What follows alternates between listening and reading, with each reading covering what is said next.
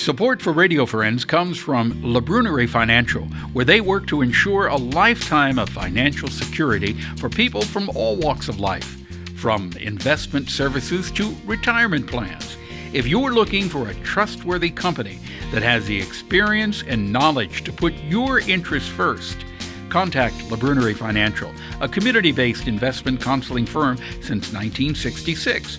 Learn more at labrunerie.com or by calling 573-449-5313.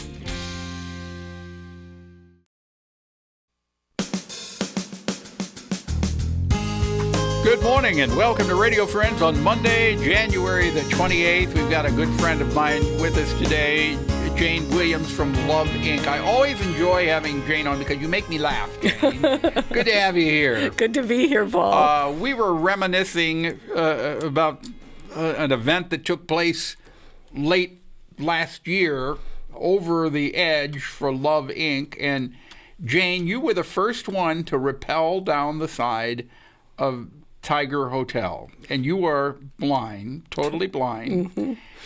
You raised the entire fundraiser, raised almost $100,000, right? Yes.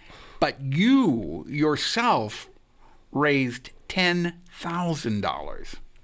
That's absolutely amazing. So you raised 1/10 of the whole thing. Yes. But Jane was telling me you went over. You started rappelling down, and how you did it, how you had the nerve to do it, I don't know. I was scared to death, and I can see, and you're blind, and you're going over the edge.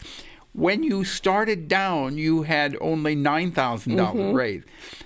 But tell us what happened as you came down. Well, as I was rappelling, people started giving more money.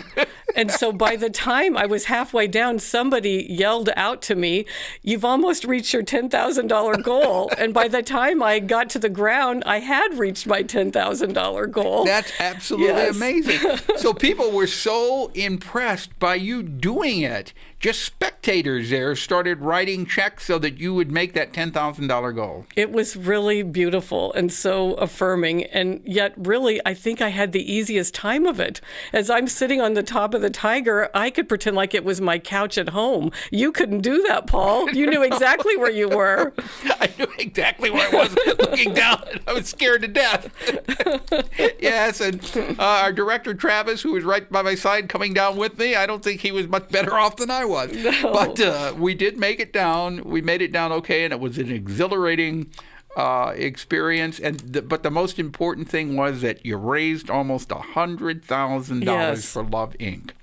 And Love Inc. is a wonderful organization that does what, Jane? We mobilize volunteers and churches to help our neighbors in need. And we primarily do that by matching people's time, talent, and resources with specific needs in the community.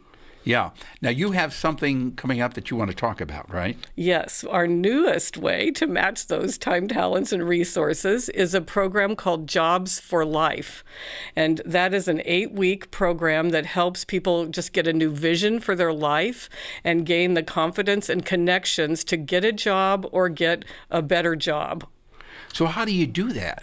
And how are you doing it? Well, we're hosting classes, but each person who comes to the 16 classes is paired with a mentor, and they help them with just everything from that 30-second elevator speech that helps you tell your story to a hiring manager, to meeting other professional business people in the community that can tell you what people are looking for in an interview, to actually getting someone in town to give you a chance and give you an interview.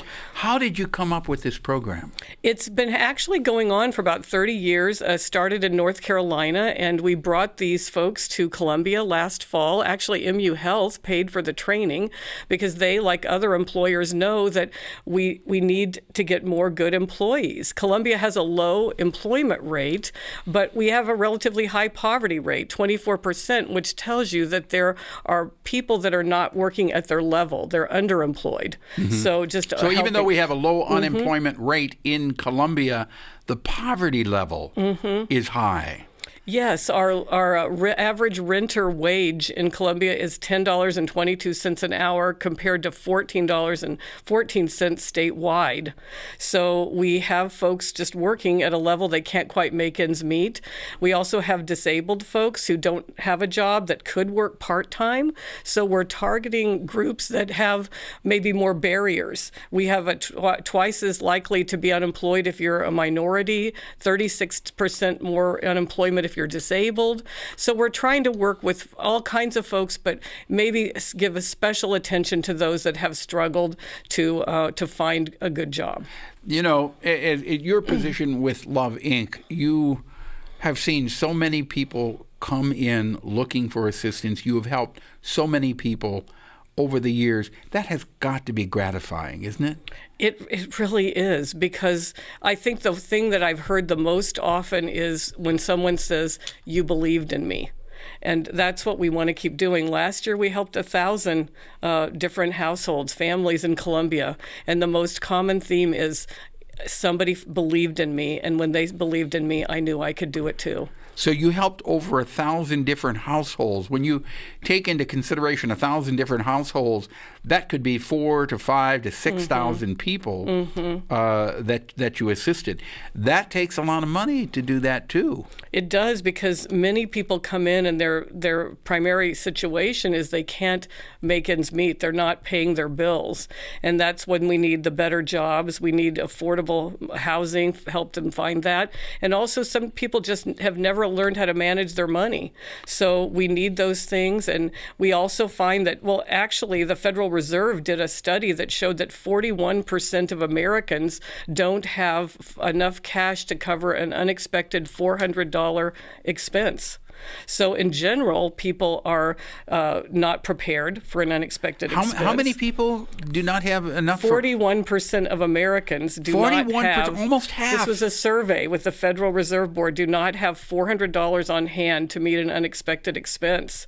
So you see, if you're a single mom with maybe a disabled child, you're not going to have that extra money when your car breaks down. So last year we helped 50 people with car repairs. That's where some of the $100,000 went, just because they couldn't keep their job otherwise. So supporting people so that they can flourish. That's what we try to do. And we've found that neighbors in Columbia are so generous. They want to give their time. They want to give their expertise. They want to give their resources. And that's what happened with Over the Edge. And that's what happens every day at Love Inc. Now, obviously, that was a lot of money you raised, but you still need a lot more. If people want to make a donation, they can do that. If they want to make a donation of their time, that works out beautifully too, doesn't it? Yes. How do they get in touch with you? They can contact us through our website, columbialoveinc.org, or call us on the phone at 573-256-7662. Okay. You are an absolutely wonderful spokesman for Love Inc. Jane, thank you so much for coming by and visiting with us. And what's the date for that next Over the Edge? September 28th. September the 28th, and this time we're going to get Greg DeLine to go over the edge. If you're listening, Greg, you are going to go over the edge this next time. Right. Greg's our board president. Right. We're out of time for today. We'll see you next time. Drop me an email, pepperp@missouri.edu. Bye-bye.